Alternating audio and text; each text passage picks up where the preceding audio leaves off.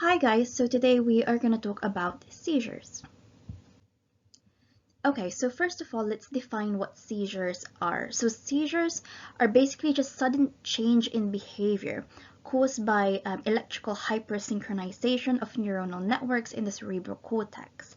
So what this means is that the neurons in our cerebral cortex, they're all active and they're all firing kind of simultaneously when they're not supposed to be firing, you know? So this can be either because of too much excitation, for instance, too much excitation or activation of the glutamate or the NMDA receptors, or too little inhibition. So maybe too much stimulation of the GABA receptors, which are your inhibitory receptors. Okay, so again, seizures are basically just when the neurons are constantly and simultaneously firing when they're not supposed to be, either because of too much excitation or too little inhibition. So the causes of seizures, actually there's a multitude of causes. So the way I remember this is I use I just say vitamins, and this is like a mnemonic that I use that helps me remember some of the causes of seizures. I don't expect you to remember all of this, but it's good to be aware as to what can potentially trigger or precipitate a seizure in a patient, okay? So V stands for vascular. So that's something like a stroke, like an ischemic stroke, a vascular problem. It can be precipitated by infections. So infection of the brain, like encephalitis, or infection of the meninges of the brain, like meningitis. Trauma, like a traumatic brain injury, can precipitate a seizure. Autoimmune causes like systemic lupus erythematosus, or SLE. Metabolic causes, so like low blood sugar and low electrolytes, like low any electrolytes really. So for instance, hypocalcemia, so low calcium, that's a common one that can actually cause a seizure. Ingestion, so ingestion of things like certain drugs, toxins, or if they are, this is really common, and I see this a lot when I was working in A&E, when someone, for instance, when an alcoholic person goes into withdrawal from alcohol, they can have a seizure. So if someone goes into withdrawal for alcohol or for certain drugs, that can also precipitate a seizure. Very common in A&E that I've seen. N is for neoplasm. So if someone has a brain tumor, for example, that can cause seizures, and it can cause, like repetitive seizures. So it puts them at a high risk of having recurrent seizures. That's what I was trying to say. And S, for vitamins, S is the second letter for psychogenic. I know technically if you spell psychogenic, it's a P. If you want to say P vitamin as well instead of just vitamins, then feel free to use that if that mnemonic works for you. But psychogenic causes, because there are some seizures that are non-epileptic in nature, so that can also be a cause. Okay, so I hope that's clear. Okay, so before we actually talk about the different types of seizures, I want to briefly touch on this topic. It's epilepsy. So we throw this word around quite a lot. What does it actually mean? So epilepsy basically means that someone has had two or more unprovoked seizures in occurring kind of like more than 24 hours apart. So there's a few criteria to meet for seizure episodes to be classified as epilepsy, and one of them is two or more unprovoked seizures that happened more than 24 hours apart. Unprovoked means that it's not caused by any of the stuff that I've just discussed in the previous slide, the vitamins, so vascular, infection, trauma, autoimmune, ingestion, psychogenic, things like that, and neoplasms, or metabolic problems as well, like hypoglycemia or hypocalcemia. So unprovoked means it's not caused by any of those I mentioned, okay? Also, it can be one unprovoked seizure, but there is a high risk of recurrence. So for instance, if someone has, let's say, like a brain tumor, a neoplasm in the brain, then they are at a high risk of having another seizure after having one seizure. Okay, so that can be classified as epilepsy. And lastly, it can be a genetic kind of definition. So it's called identifiable epilepsy syndrome. Don't know so much about this, but focus on the first two criteria. So either two or more unprovoked seizures occurring more than 24 hours apart from each other, or one unprovoked seizure but has a high risk of recurrence. So that's epilepsy. Okay, so let's talk about the classifications of seizures. So there's different types of seizures. And this slide I made because I think it gives us a really nice overview of the different types of seizures. And I would go into more detail about every single one of these types of seizure in the next few slides. Okay, so this is just a brief overview. So if you see here, seizures can be classified to either focal or generalized. Okay, so focal seizures and generalized seizures.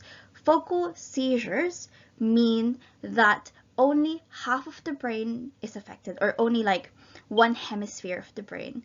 Or actually, it can even be just one lobe of the brain, either the occipital, the parietal, the temporal. You get the point. So focal seizures only affects one hemisphere of the brain, one half of the brain, or one lobe of the brain. The other type is generalized. So generalized is basically when both hemispheres of the brain are involved simultaneously at the same time, okay?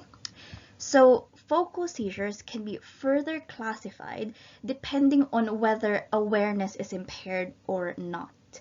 So we have simple partial seizures and complex partial seizures. So simple partial seizures is when there's a retained awareness. And complex partial seizures is when awareness is kind of impaired. So with simple partial seizures, actually with complex partial seizures as well, the presentation would vary depending on which lobes or which areas of the brain are affected. So for instance, if we have overfiring of the neurons in the occipital lobe, for example, then the patients may experience like flashing lights or like maybe visual hallucinations or things like that. If the frontal lobe is involved, then maybe the patient may have like sudden speech difficulty or even sometimes like jerking movements as well. So as I said, the difference between simple partial seizures and complex partial seizures is the alteration in consciousness or awareness. So in simple partial seizures, the patient typically is conscious, and there's no alteration in awareness or in behavior. But in complex partial seizures, the patients, they may appear to be awake, but then they wouldn't respond to questions. They wouldn't respond to like to verbal or like tactile stimuli. They may remain just motionless. They may just stare blankly into space. They may even have like automatisms, like lip smacking or like facial grimacing. So the behavior is altered in some way or another. And typically, patients with complex partial seizures, they go into a post-ictal phase, which is like, it's a phase that follows a seizure episode where there's like a phase of confusion, okay?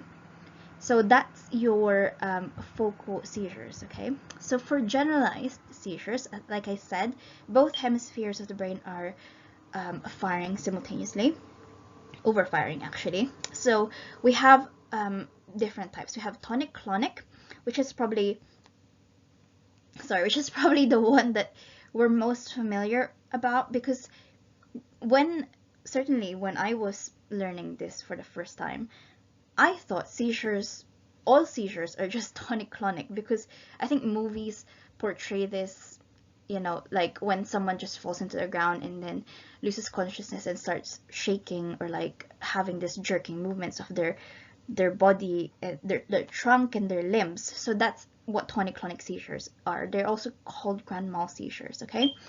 Also, we have clonic, we have myoclonic, tonic, atonic, absence seizures, or petit mal seizures, and status epilepticus. So we have these different types. So now I will talk about them in more detail, one by one, okay? Okay, so just to talk about the types of seizures again, we're going to go over focal seizures first and then the different types of generalized seizures. So just to remind you guys, focal seizures are also called partial seizures. So these seizures basically only involve or affect one hemisphere of the brain or even just one lobe of the brain, okay? So again, the presentation depends on which area or which lobe of the brain is affected. So we have two subtypes of focal seizures. We have simple partial seizures and complex partial seizures. So starting with simple partial seizures. So simple partial seizures are also called retained awareness or focal aware seizures. So this type of focal seizure is when there is no alteration in awareness or in consciousness. So the patient remains fully conscious. The patient remains fully aware, okay? And again, the symptoms depend on which hemisphere or which part, which lobe is affected. So again, if the occipital lobe is involved, then the patients may see like flashing lights or even like visual hallucinations, for instance. If like the frontal lobe is involved, then they may have something like sudden speech difficulties or even jerking movements as well. Okay, so for complex partial seizures, these are also called focal impaired awareness seizures. So basically, these types of focal seizures is when there is an alteration in awareness or in consciousness. So the patient may appear awake, but they wouldn't respond to any tactile or verbal stimulus. They won't respond to any questions that you ask, or like when you tap them, they won't respond at all.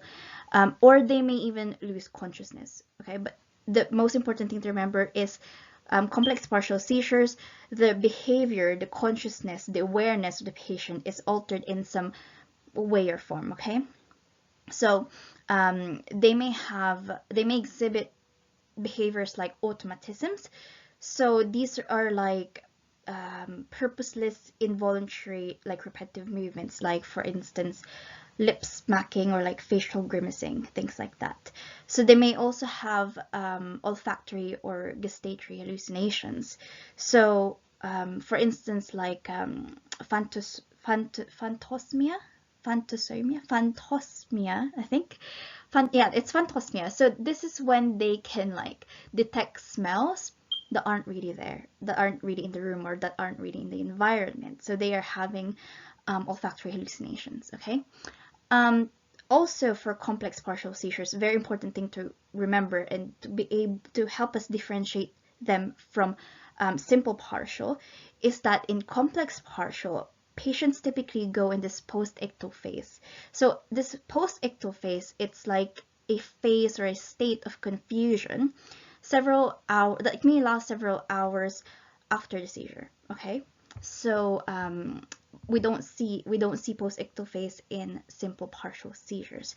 So hopefully this slide makes sense, and let's move on to generalized seizures. Okay, so generalized seizures. So generalized seizures, it means that both hemispheres of the brain are affected or involved simultaneously.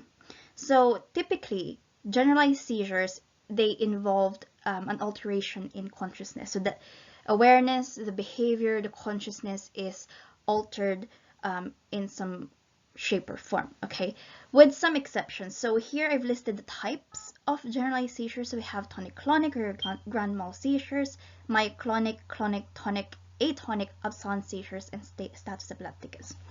So actually, myoclonic, for instance, myoclonic seizures, they don't involve a loss or alteration in consciousness, okay? The rest, they kind of do. So we'll go over the different types of generalized seizures now, actually. Okay, so the first one that I want to talk about, which is probably this one is very important to recognize, guys. You can't miss this one. Very, very, very, very important. So tonic-clonic, or your grand mal seizures. So this is the most common type of generalized seizures, actually. And as the name suggests, there's kind of two phases. So the tonic phase and the clonic phase. Actually, there's kind of three phases. So this is how a tonic-clonic seizure presents. So first of all, the patient would lose consciousness. And then they'll go into like a tonic phase, which is a phase where their muscles just suddenly stiffens up. Their muscles become rigid. Okay, so their limbs and their trunk go into extension, and they may even become apneic. Okay, they may just stop breathing as well. But tonic phase, remember, it's the muscle stiffening phase or the muscle rigidity phase. The way I remember this is I like gin and tonic. Like, that's my go-to favorite drink when I go out, gin and tonic. And gin and tonic is a stiff drink. So the way I remember it is the tonic phase. I think about gin and tonic, which is a stiff drink. So tonic phase is the stiffening or the stiff or the rigidity phase of the tonic-clonic seizure. Okay? So tonic phase means muscle stiffening or rigidity when the limbs, the trunk, they just extend, and the patient may even become apneic at this phase. And then we move on to the clonic phase. So the clonic phase is the muscle jerking phase. So there's this rhythmic jerking muscle contractions of the whole body, and especially the limbs. And this lasts for at least 30 seconds, okay? And then we go on to the next phase of the seizure, which is the post-ictal phase. So grand mal seizures and tonic-clonic seizures are always followed by a post-ictal phase, which is a state or a phase where the patient becomes a little bit confused and drowsy, and yeah, just confused. So other things to note for grand mal seizures is that they can have other characteristic features. So for instance, they can have tongue biting, they can have vomiting, they can have incontinence of like urine and feces as well. Okay, so just to summarize, tonic-clonic seizures, they lose consciousness, then they go into the tonic phase, the stiffening of the muscles phase, and the clonic phase, the jerking movements phase, followed by a post-ictal phase. Okay, so that's tonic-clonic or grand mal seizures. Okay, so these types of generalized seizures on this slide are not very high yield, I don't think, anyway, but it's good to know because we're straight A students. It's good to know things that might save someone's life in the future. So anyway, we have myoclonic seizures. So myoclonic seizures, type of generalized seizure. This often involves quick, repetitive jerking movements, only involving a single muscle or maybe a few muscle groups. So most commonly this involves the arms. Okay, so myoclonic seizure, basically you have that clonic word in that terminology, so it means jerking muscle movements. Myo means muscle, so it involves maybe a single or a few muscle groups, and they just have jerking muscle movements. Okay. Another one is the clonic seizure. So clonic, again, just means rhythmic muscle contractions, but with clonic, typically it involves like the body and like the limbs. Tonic seizures, like gin and tonic, like I said, basically involves just the muscles becoming stiff or rigid. And if we know what tonic means, we would know what atonic means. So atonic means the opposite. So instead of muscle stiffening, their muscles become like jello. So this typically involves the legs. So this can be like the partial or complete loss of muscle tone, like I said, most commonly involving the legs. So these are actually also called as drop seizures because the patient can be, you know, walking and can be standing and be okay, and then suddenly they just drop to the ground because their legs turn into jello. So when this happens, typically they are conscious and then they just drop to the ground. So this is a classical presentation of an atonic seizure. Okay, so moving on to absence seizures, also called petit mal seizures. I've heard it being called absence seizures. I say absence seizures because I've heard it that way and it just stuck to me. And I just hear more people say absence seizures than absent seizures, so I say absence seizures. But I think either way, you'll be fine. Or you could just say petit mal seizures. Either way, you're correct. Anyway, I learned this in pediatrics, so this is actually common in children, and as they get into adulthood, this type of seizure often resolves. But I think if you get it as an adult, it can be persistent, okay? So the presentation for absence seizures is very, very unique and very, very interesting. So they can be talking to you and stuff, and then all of a sudden, they would just kind of be unresponsive to any verbal or even tactile stimuli, for that matter, for a few seconds. So you can be talking to them, they can be talking to you, and then all of a sudden they just stare into blank space, and then they come back on. And this can happen multiple times a day, even like 100 times per day. So again, this involves a brief lapse or impairment of consciousness lasting for a few seconds, and this can happen up to 100 times per day. So they can be described as just staring into space, or being absent-minded, being unresponsive to tactile and verbal stimuli. You can be shaking them, you can be calling their name, but they're not going to respond to you.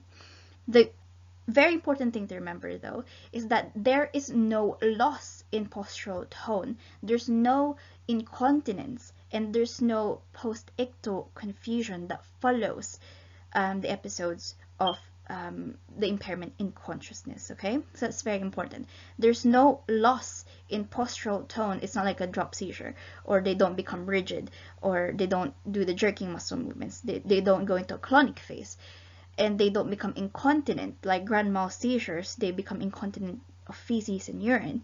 And there's also no post-ictal confusion, unlike some of the other generalized seizures, like for instance grand mal seizures. But they can have minor clonic activity. So clonic means the jerking muscle movements. So minor clonic activity can just apply to like the lips. So they can have lip smacking, they can have eye blinking. But the most important thing to remember is that there's no loss in postural tone, there's no incontinence, and there's no post-ictal confusion that follows. To diagnose absence seizures, we use an EEG. And this is very, very, very important. I can't stress this enough, because this is actually pathognomonic for absence seizures. If you read this or hear this in a clinical setting, or if you read this in a clinical vignette, if it says on an EEG, we see a 3 Hz spike in wave pattern, this points towards absence seizures. This can't be anything else. But very, very important to remember. Diagnosis, EEG, 3 Hz spike in wave pattern. 3 Hz spike in wave pattern. For treatment, so absence seizures, the first line is ethosuximide, and the second line is valproate or valproic acid. So the way I remember treatment is absence seizures, I think absent. So if you're absent, you vanish into the ether. I don't know if you've heard that saying, but if you're absent, you vanish into the ether. So vanish, V, stands for valproate. So the first 2 letters of valproate or valproic acid, and ether, ET, the first 2 letters of ether, stands for ethosuximide, the first 2 letters of ethosuximide. Okay, but just remember they're the other way around, because actually the first line treatment for absence seizures is ethosuximide, and the second line is valproic acid. So if you're absent, you vanish into the ether. Remember, either ethosuximide is your first line, and vanish, valproic acid is your second line. Okay, and last but certainly not the least, this is probably the scariest type of generalized seizure. We have status epilepticus. So status epilepticus can be defined as unremitting generalized convulsive seizure lasting longer than 5 minutes, or 2 or more seizures within a 5-minute period without a return to baseline level of consciousness. So basically what this means is that we can either have one seizure that lasts longer than 5 minutes, or we can have 2 or more back-to-back seizures without a return to baseline level of consciousness. So either of those 2 definitions would constitute a status epilepticus. So in terms of treatment, we have our first line, second line, and third line. Typically, I tell you guys not to remember second line or third line treatment, but in this case, I think it's useful knowing the first, second, and third line treatments. And I will explain why in a bit. Okay, so first line, obviously we have our benzos or benzodiazepines. So the most common ones they use in hospital would be your diazepam and your lorazepam, but they can also use midazolam. But I think the most common would be diazepam and lorazepam. Okay, so benzodiazepine, just think lorazepam, diazepam. The second line would be phenytoin, and the third line would be pentobarbital. So I have a mnemonic to remember all of this and which one's first line, second line, and third line, which I will talk to you guys about when we get to the treatment section of this presentation. But I want to just briefly mention that pentobarbital is our last resort. This is where we've tried everything else. We've tried benzos, we've tried phenytoin, but then the seizure is still not remitting. So this is our last resort. This is when the patient's brain is just absolutely cooking, and we have to put the patient in like a state of drug-induced coma, kind of, just to save their life. Okay, so pentobarbital, our last resort, because this puts the patient in like a drug-induced coma, just to stop their neurons from firing, from like essentially cooking their brains off. So that's why we use pentobarbital as the last resort. Okay, just to summarize, status epilepticus can be one seizure that lasts longer than 5 minutes, or two or more back-to-back seizures without a return to baseline level of consciousness in between those episodes. And the first line treatment would be benzodiazepines like diazepam, lorazepam, and then phenytoin, and then pentobarbital. Hi guys, so today we're going to continue our discussion on seizures. So I hope you can see me.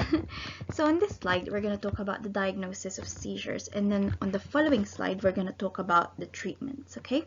So starting with the diagnosis, the first thing that we need to do when someone comes in, for instance, to A&E and the presenting complaint is a seizure, we need to obtain a thorough history. So we can do this either by asking the patient, him or herself, or any kind of witnesses of the seizure. So if the patient is awake and conscious and has kind of recovered from the seizure, then we can ask the patient things like, is this your first seizure? Have you had any seizures in the past? Do you have a known seizure disorder or known epilepsy? Or have you been diagnosed with epilepsy? Or do you have a known brain tumor? Because that will increase the risk of recurrence of seizures. If there are any witnesses around who have like witnessed the seizure, we can ask them to describe the character of the seizure. So did it involve muscle stiffening followed by the jerking movements of the limbs and the trunk of the patient in the case of grand mal seizures or like tonic-clonic seizures? Or did it seem like the patient was fine and then all of a sudden dropped to the ground? For instance, in the case of atonic seizures, also known as drop seizures, where the patient's most commonly it affects the legs, so the legs just turn into jello and they fall to the ground, also known as drop seizures or atonic seizures. So just for us to kind of like have an idea as to what type of seizure the patient had, so we ask any of the witnesses. Also, as part of the history, we need to go through the patient's notes, just to look at any like comorbidities.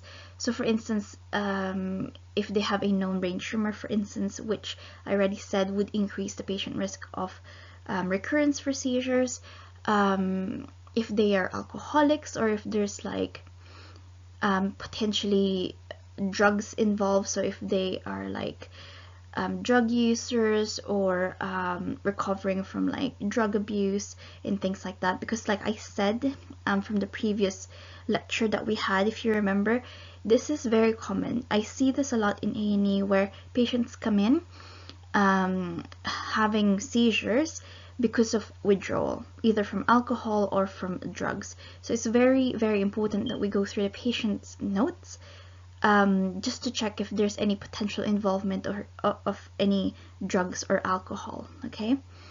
The next thing that we need to do is conduct a physical examination. So for physical examination, very straightforward, we need to do a very thorough neuro exam, okay? And then the third thing that we do is obviously we need some lab tests. So for labs and imaging, actually for that matter, we do labs and imaging and history as well, history taking, because we're trying to kind of exclude any potential causes of the seizure. So if you remember, I gave you a mnemonic. It's I say vitamins, or you can say P vitamin, which are the potential causes of seizures. So V stands for vascular. So for instance, if they've had an ischemic stroke, that can precipitate a seizure. If they've had like infection, so infection of the meningitis, or infection of the brain tissue itself, encephalitis.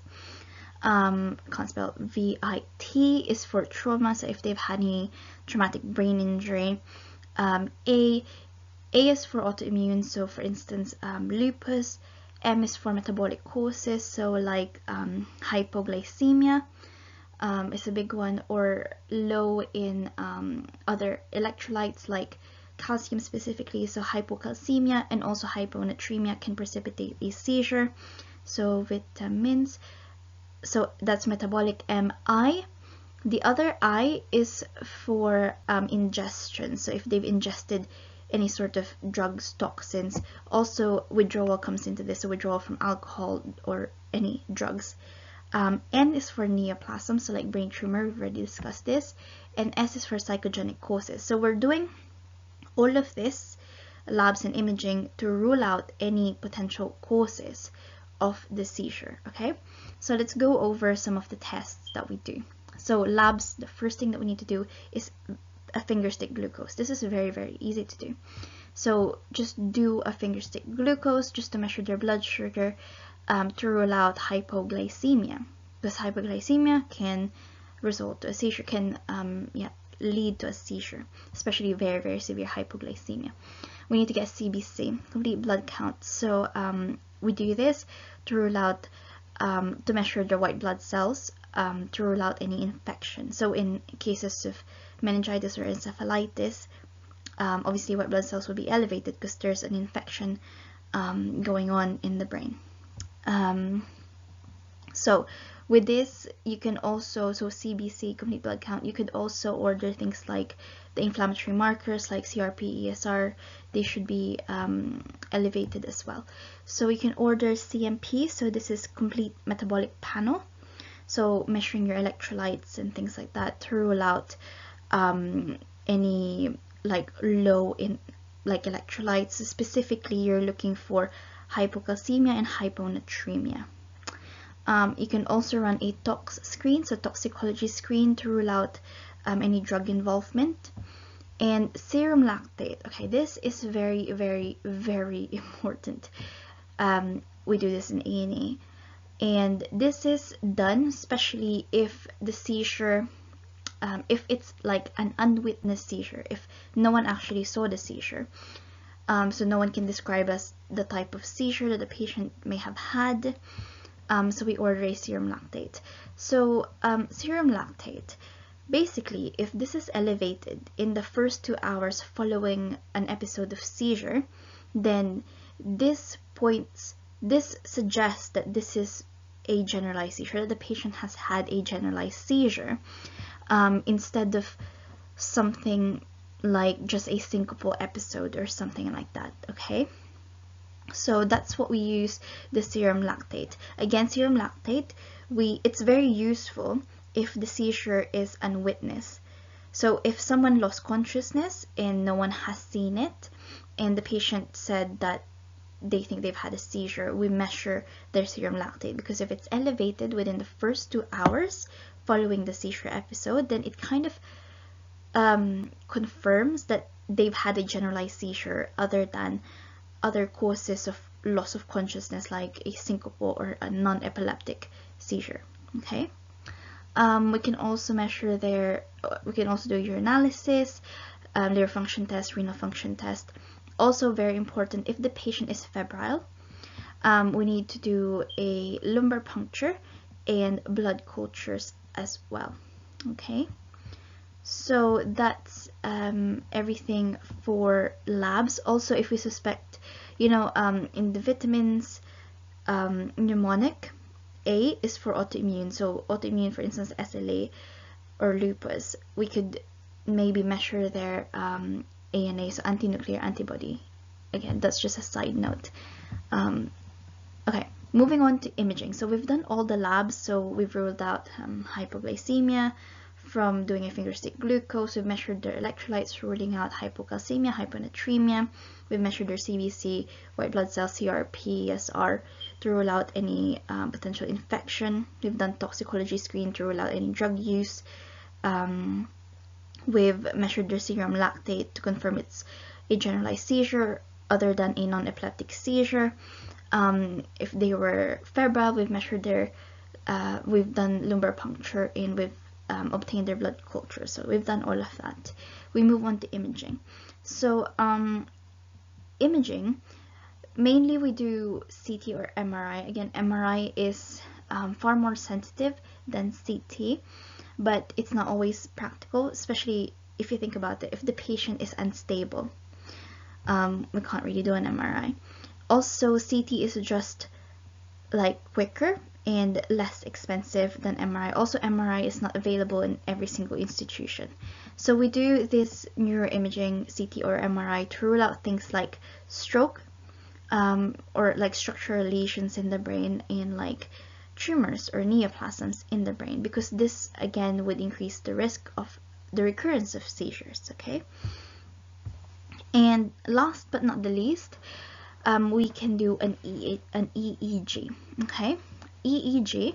So an EEG, I'll talk more about EEG in the following slide. So an EEG, we do this, but it's not 100% sensitive. So an abnormal EEG supports the diagnosis of a seizure, but it's not enough to diagnose seizure on its own. Okay, so I'm going to say that again. So an EEG is not 100% sensitive, because having an abnormal EEG helps to support the diagnosis of a seizure, but it's not diagnostic on its own. The good thing about this is it can help us distinguish between generalized and focal seizures. Also, a more useful information that we can get from an EEG is that if an EEG is abnormal, then this kind of, especially, okay, if the patient comes in and this is their first seizure, we do an EEG. If the EEG comes back normal, it means that the recurrence for a seizure in this specific patient is fairly low, something around 15%. If, for instance, the patient comes to A&E and then it's their first seizure, we do an EEG, and the EEG comes back abnormal, then this tells us that this patient has a high risk for recurrence for seizures, somewhere like 40-41%. So that's the useful information that we get from an EEG if this is the patient's first episode of seizure. Okay, and again, it can just help us distinguish between focal and generalized seizures, which I've already said. The only other useful thing to remember about EEG is that if you see this in like a clinical vignette, or like when you're doing your clinicals, if you ever hear this, if there's a 3 Hz spike in wave pattern in an EEG, automatically think absence seizures. Okay, 3 Hz spike in wave pattern in can't speak, in an EEG, think about absence seizures. So this is how we're gonna go about diagnosing a seizure. So these are the tools and the tests that we need to diagnose a seizure. Hopefully this slide is clear. Okay, so just a little bit more information about EEG. So EEG stands for electroencephalography. Okay, electroencephalography. So an EEG, essentially what it does is it records brain activity in the form of like brain waves. Okay, it records brain waves or brain activity. So okay, it's used to measure electrical activity of the brain, so the brain waves.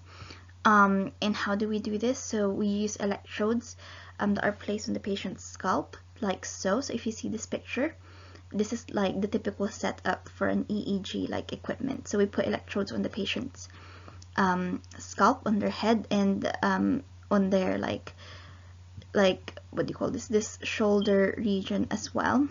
And they attach it either by like glue, or sometimes they use tape. And what this does is it detects the activity of large group of neurons that are active at the same time. Okay, so again, I would talk about this on the limitations bit. So basically, also it records postsynaptic potentials, not action potentials. Very important to remember. So okay, EEG primarily measures postsynaptic potentials. So that means that they measure changes in the membrane potential elicited by the neurotransmitter binding onto the receptors in the postsynaptic membrane. I'll say that again. So an EEG measures postsynaptic potentials, not action potentials. So postsynaptic potentials are these membrane potentials elicited by the neurotransmitter binding on the postsynaptic membrane. And what they do is they detect the activity of large group of neurons. So they can't really pinpoint activity from like very small number of neurons. It's usually a big bunch, a big group of neurons, okay, that are active at the same time. And it measures the activity of these neurons in the cerebral cortex. So it kind of misses the deeper structures of the brain. So in terms of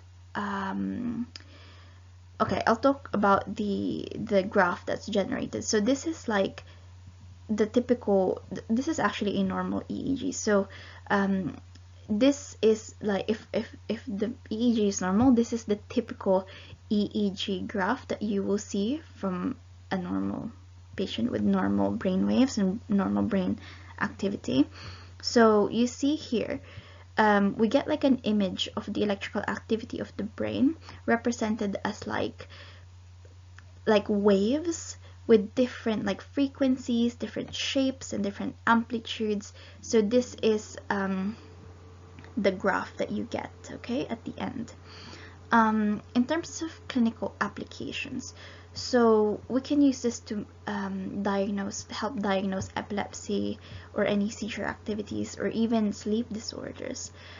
Actually, it's okay. You can use an EEG to measure brain activity during a specific task, for example. So you can measure the patient's brain activity, and while you give them like a task to do, or like you can measure the patient's brain activity when you present like a stimulus to them, just to see how their brain activity changes with the stimulus, or like with the task that they're doing. So this is called an event related potential if you present a stimulus, or if you ask them to do a task.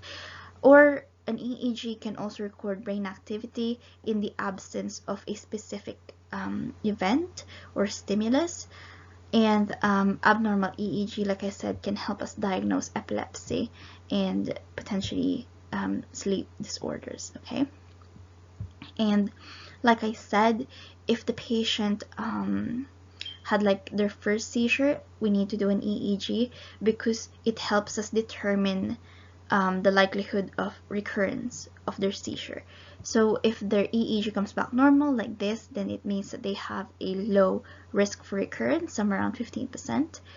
Or if their EEG comes back abnormal, then they have a higher risk for recurrence, somewhere around 41%. Limitations. So let's talk about limitations.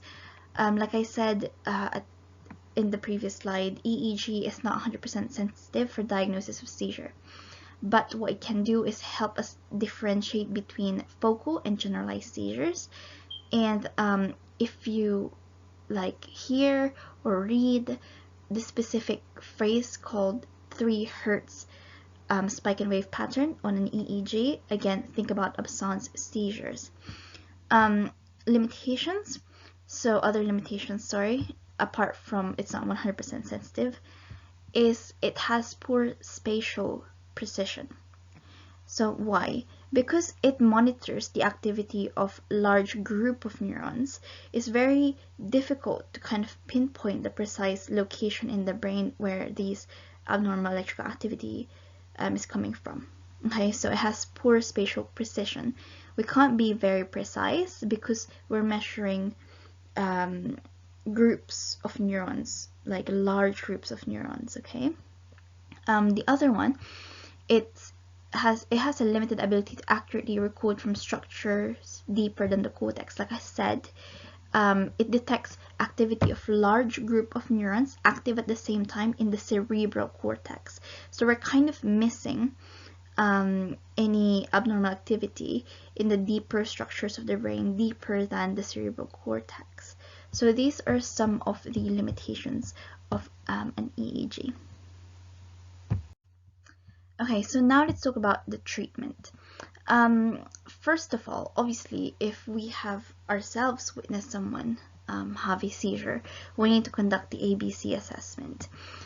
Check their airway, check breathing, and then circulation. And then we put them in the recovery position, so we roll them to the side to prevent aspiration, because typically seizures can be followed by vomiting. So to prevent them from aspirating on their own vomitus, we roll them to the side, we put them in that recovery position. So how do we treat or manage a patient with their first seizure? So if a patient comes to us complaining of their first ever episode of seizure, typically we don't need to give them anti-epileptic medications. So in patients with only a single seizure episode, what we do is we get an EEG, and we refer them for a neuro consult. Anti-epileptic drugs are only reserved for patients with like a higher risk of recurrence. So for instance, when we order an EEG and it comes back abnormal, then we know that there's a higher risk of recurrence, about 41% risk of recurrence. So we give them anti-epileptic medications. Or if the neuro person thinks that they are at a high risk of recurrence, either because of a brain tumor or a known like epileptic disorder, then we would put them on anti-epileptic medications. But typically we don't give them anything unless any of these things come back abnormal. So an EEG or like an MRI comes back abnormal. Or the third instance is if that patient's first seizure episode, the patient goes into status epilepticus, which means seizure, either one seizure lasting for more than 5 minutes or 2 or more back-to-back seizures without return into baseline consciousness between the episodes. That also lasts for 5 minutes. Okay, so patient with first seizure, typically we don't give them anti-epileptic meds. We need to weigh the risk versus the benefits. Actually, the neurologist would do that for us. All we need to do is order an EEG and an MRI. If the EEG and MRI comes back abnormal, then again, we still have to consult the neuro, but typically we would put them on anti-epileptic meds because this suggests that they are at a high risk for recurrence for another seizure. So we need to prevent that from happening. We need to give them something, and we need to give them anti-epileptic medications. Also, if the patient is having like status epilepticus, that's another kind of reason why we need to treat the first episode of seizure. So do not treat patient, well, typically we don't treat patients with a single seizure episode unless the neurologist says they're at high risk. We order EEG and MRI. If those are abnormal, we treat the patient, or if the patient is in status epilepticus. So I hope that's clear. How about a patient with known epilepsy? So if the patient has a known epilepsy, epilepsy just means more than one seizure, okay, or they are at a high risk of recurrence. So in a patient with known epilepsy, typically the reason why these patients would have a seizure is because they're not compliant with their medications, with their anti-epileptic or anticonvulsant medications. And so typically, even like missing a single dose can precipitate potentially a seizure, or the threshold for having a seizure can be lowered by the patient either missing the medication or has vomited the medication or things like that. Okay, and if the seizure persists, we need to increase the dose of the first anticonvulsant medication until the signs of toxicity appear. We only add the second drug if the seizure cannot be controlled by the first drug of choice alone. So, to summarize these 2 points, basically it's saying that when we're treating the patient with a known epilepsy, if we give them antiepileptic medications and it seems to not have gotten control of their seizures, the first thing that we need to do is increase the dose of that first choice of medication until we see evidence of drug toxicity or adverse drug reactions or side effects. And then the only time we're gonna add a second drug of choice is when we see obviously signs of toxicity from the first drug, and if the seizure is not being controlled by our first drug of choice alone with that high dose already. And if the patient remains seizure free for at least 2 years and we can confirm the lack of seizure activity on an EEG, then we can start tapering their anticonvulsant medications only then and there. So if the patient needs to be seizure free for 2 years and we need to confirm the lack of any seizure activity on an EEG. On that scenario is the only time we can start tapering medications. Obviously, you need to get your consult when you're dealing with anticonvulsant medications, because this is really serious stuff. And then your neurologists would have much better experience and knowledge in terms of pharmacological treatments, like how do we go about treating these patients, or like what's the safest way to taper off their anticonvulsant medications. Okay, so again, the main point, I guess, is consult a neurologist. But yeah, now I hope you appreciate the different approaches from when like a patient has like just one seizure episode versus a patient coming in having had a seizure, but we know that they have epilepsy. Okay, so now let's talk about specific first line, second line, and third line treatments for specific types of seizures. Okay, we need to know this for exams. So specific treatments for generalized tonic-clonic and even partial seizures include carbamazepine and phenytoin. So there's no first line or second line. We use either or, and typically the neurologist would make the decision looking at the patient's comorbidities and like drug interactions and things like that. So carbamazepine and phenytoin is what we use for generalized tonic-clonic seizures and partial seizures. So they are equally effective for these types of seizures, and they have very similar side effect profiles. Okay, so remember, for generalized tonic-clonic and partial seizures, we use carbamazepine and phenytoin, either or both if we can't control the seizure with the first drug of choice. Okay, so the next one is for absence seizures. So the first line for absence seizures is ethosuximide, followed by valproate. So valproate or valproic acid is the second line, ethosuximide is the first line. So I think I said this when we had our first lecture together.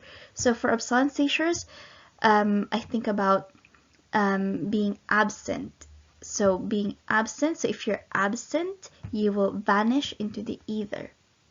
If you're absent, you will vanish into the ether. Just think that it's the other way around. So if you're absent, so absent reminds me of absence seizures. Vanish, so the first 2 letters of valproate, and into the ether. Ether, ET, the first 2 letters of ethosuximide. I just remember it's the other way around in terms of first line and second line, but it helps me remember which medications we use for absence seizures. Okay, so if you're absent, you vanish into the ether. Ethosuximide, first line, valproic acid, second line. For status epilepticus, we have a clear first line, second line, third line. So first line, we have our benzodiazepine, so like your diazepam, lorazepam, diazepam and lorazepam. So we have phenytoin for second line and pentobarbital for our third line. So how do we remember this? So I remember the treatment for status epilepticus with this phrase. So he had to update his tetanus status for status epilepticus when Ben, this man Ben, caught his toe in some barbed wire. So Ben reminds me of benzodiazepine, toe-in, phenytoin, barbed wire, pentobarbital. Okay, so for status epilepticus, first line is benzodiazepine, second line phenytoin, third line pentobarbital, because he had to update his tetanus status when Ben caught his toe in some barbed wire. Okay, so I hope this is useful. Just a side note about pentobarbital. You might have heard of phenobarbital. Actually, phenobarbital was used in the past, but pentobarbital was basically seen to have like faster brain penetration compared to phenobarbital, and pentobarbital is more efficacious and has like a shorter half-life than phenobarbital. So now we use pentobarbital instead of phenobarbital. And again, another side note about pentobarbital, this is the third line because this can actually put the patient into like some sort of drug-induced coma. So when we put the patient in like drug-induced coma, we essentially just try stop their brains from cooking, because you know, in a seizure all the neurons are firing when they're not supposed to, all at the same time, essentially frying or cooking up your brain. So the only way to save their life is to put them in a drug-induced coma to stop all those neurons from firing.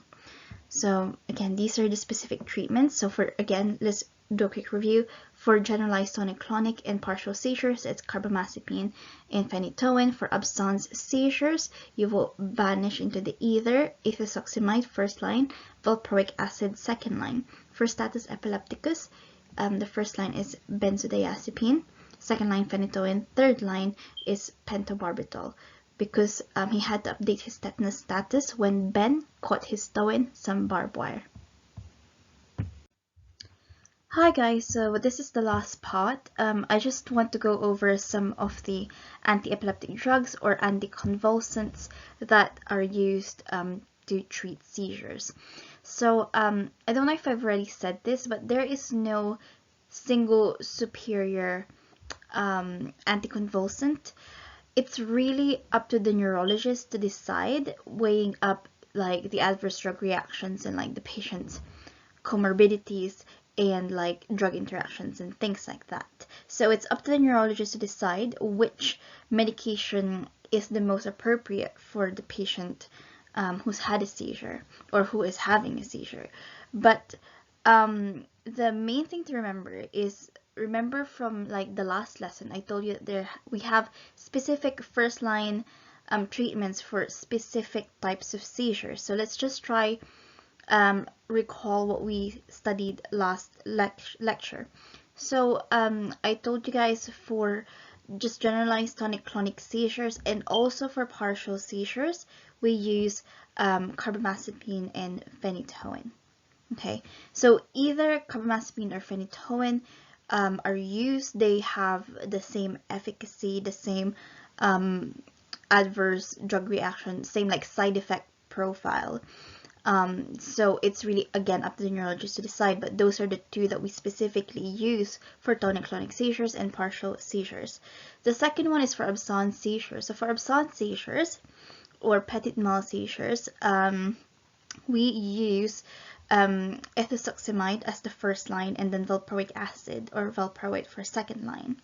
Remember my mnemonic, if you're absent, you will vanish into the ether. Okay, so vanish, start the VA for valproic acid and either ET for ethosuximide. Okay, The last one is for status epilepticus.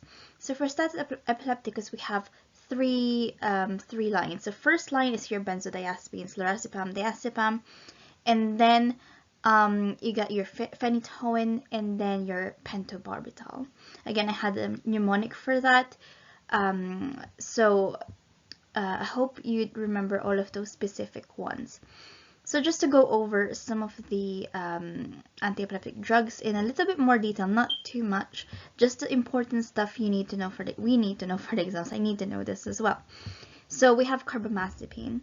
So I told you carbamazepine, we use this for tonic-clonic seizures and for partial seizures as well. So carbamazepine is actually the first line treatment for trigeminal neuralgia. Trigeminal neuralgia is not a type of seizure, it's a type of like pain.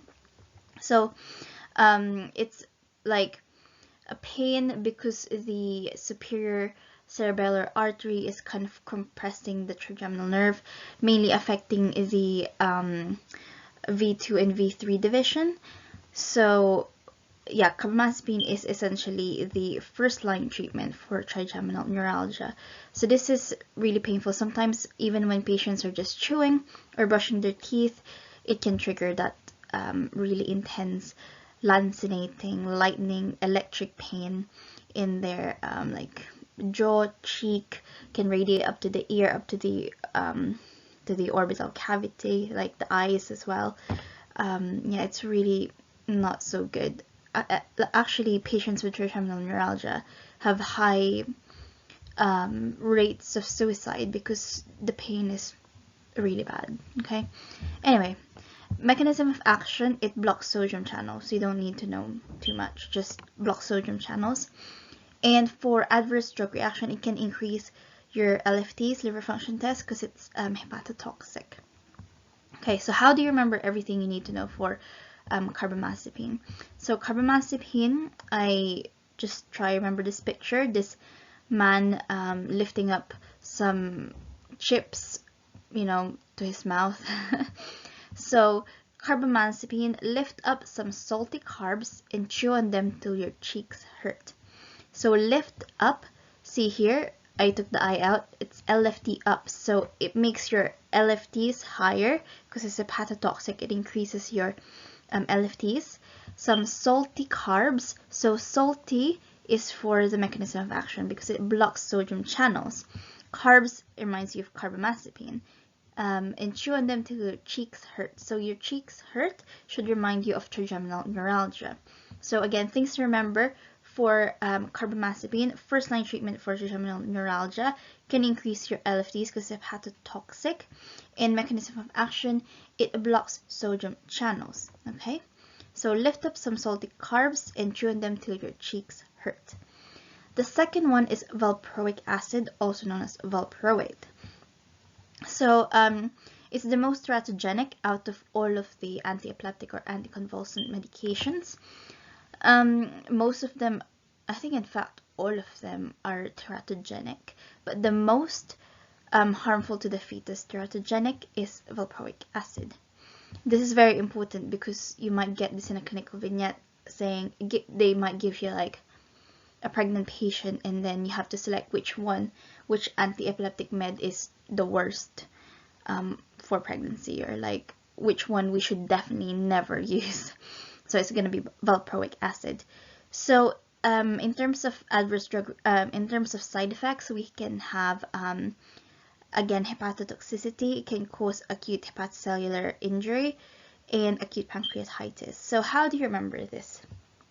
So valproic acid. So here I wrote them with VPA being like uppercase letters. So V stands for vertical transmission.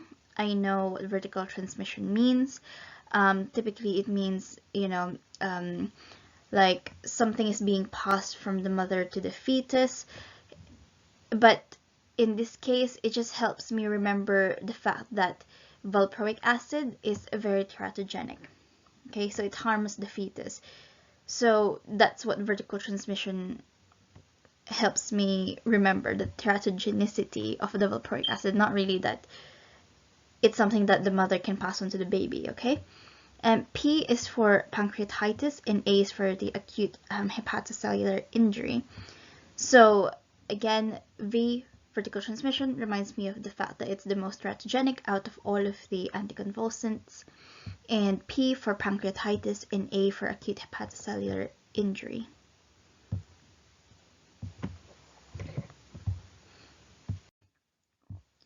Okay, just a couple more anticonvulsants. So we have phenytoin. Again, phenytoin we use for tonic-clonic seizures, for partial seizures, as well as like second line for status epilepticus. So some of the adverse, well, some of the side effects that are very kind of specific to phenytoin. So I chose these ones because they are kind of specific to phenytoin, and these are the ones that I've read about a lot or the most.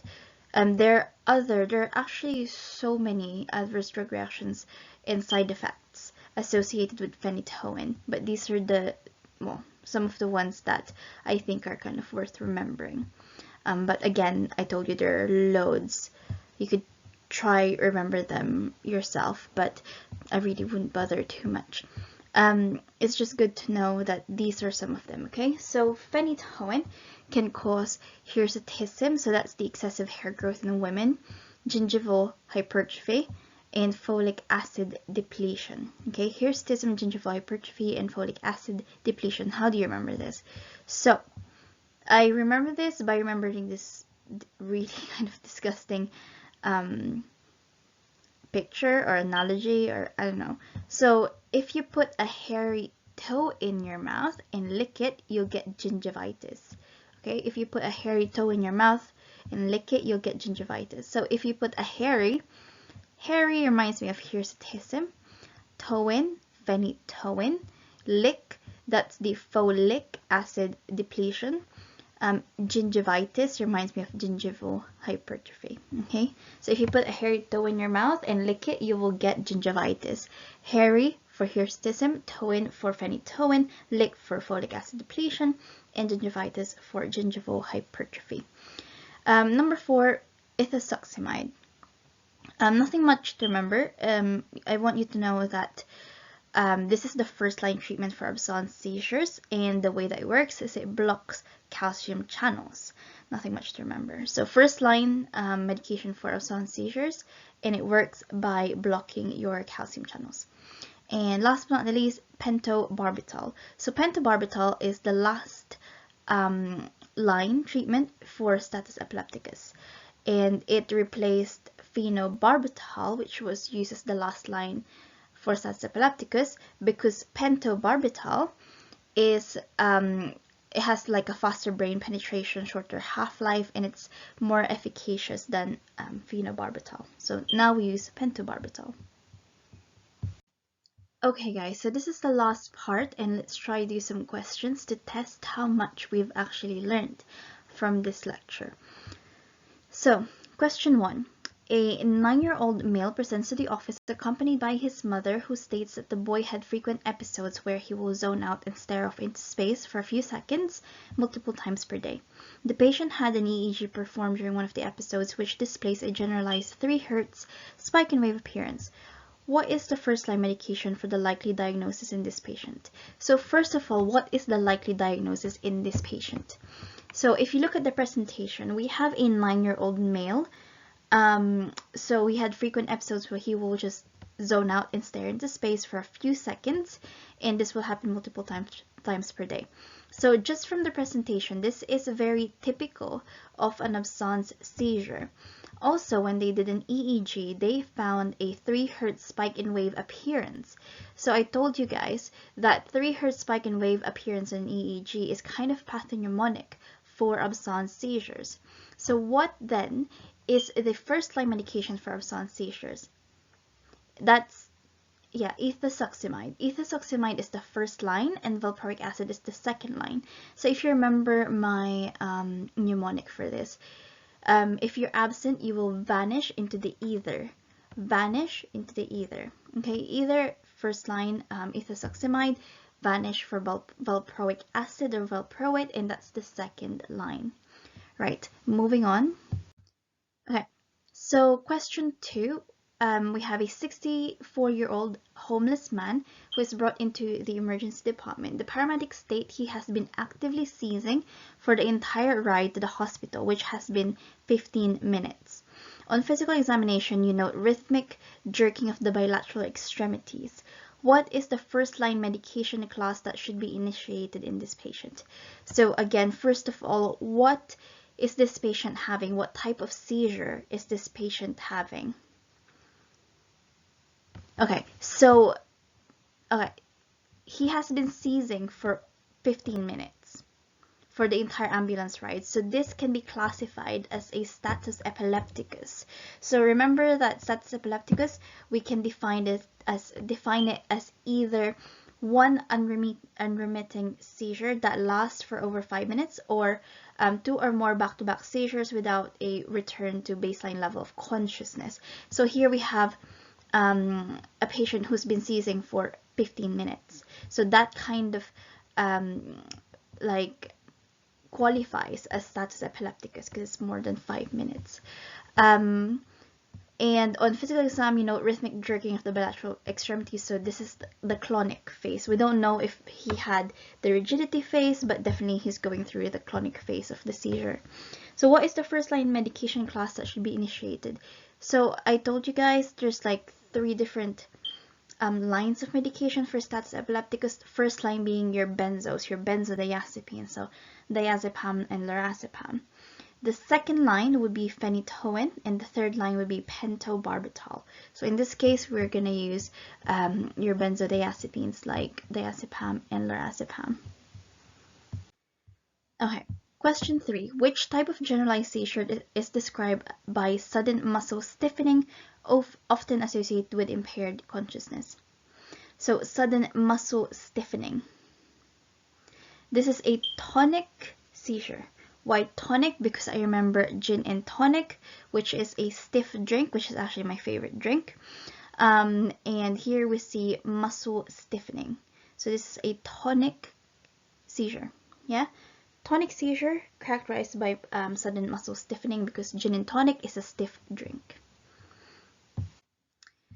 Right. Question 4. What is the most common type of generalized seizure? So the most common type of generalized seizure is your grand mal seizures or your tonic-clonic seizure.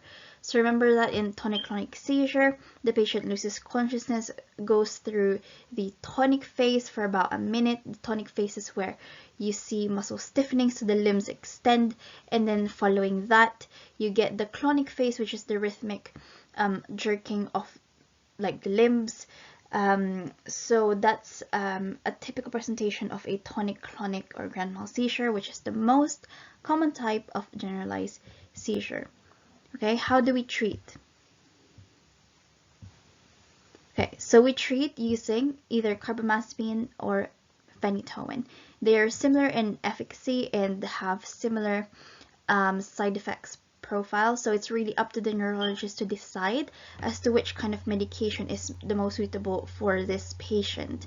So they have to weigh up like obviously pros and cons. They have to look at adverse drug reactions depending on the specific patient. They have to look at drug interactions. They have to they have to just see which one will fit that patient better. So it's a case-to-case basis essentially, but the 2 drugs are carbamazepine and phenytoin. Okay, question 5. Which anti-epileptic medication works by blocking sodium channels and is the first line for trigeminal neuralgia? So this should be easy. The first line for trigeminal neuralgia is carbamazepine. Carbamazepine is an anticonvulsant or an anti-epileptic medication. The way I remember the things that are important about carbamazepine is I remember the picture I showed you about, you know, of that man who's lifting like lots of salty chips into his mouth. So lift up some salty carbs till your cheeks hurt. So lift LFT up stands for increase in LFTs because carbamazepine is hepatotoxic. Salty carbs, so salty stands for basically salt or sodium. So it reminds me of the mechanism of action of carbamazepine, which is blocking the sodium channels. And carbs stands for carbamazepine. And till your cheeks hurt, so the cheeks hurt is trigeminal neuralgia, which is the condition where this anti-epileptic medication is used for as a first-line med. Okay, trigeminal neuralgia is not a seizure; it's just another like condition, but they use an anti-epileptic medication for trigeminal neuralgia as first-line treatment. Not sure exactly how that works, but it's the first-line treatment for trigeminal neuralgia. Okay, last but not the least, question 6. What is the main difference between simple partial and complex partial seizures? Okay, so the main difference between simple partial and complex partial seizures is the effect on the awareness or the consciousness. So if consciousness is preserved or if consciousness is retained, then this is a simple partial seizure. If awareness or if consciousness is impaired in some way, then this is a complex partial seizure. Remember that simple partial seizure is also called as retained awareness focal seizure, and complex partial seizure is also called as impaired awareness partial seizure. Okay,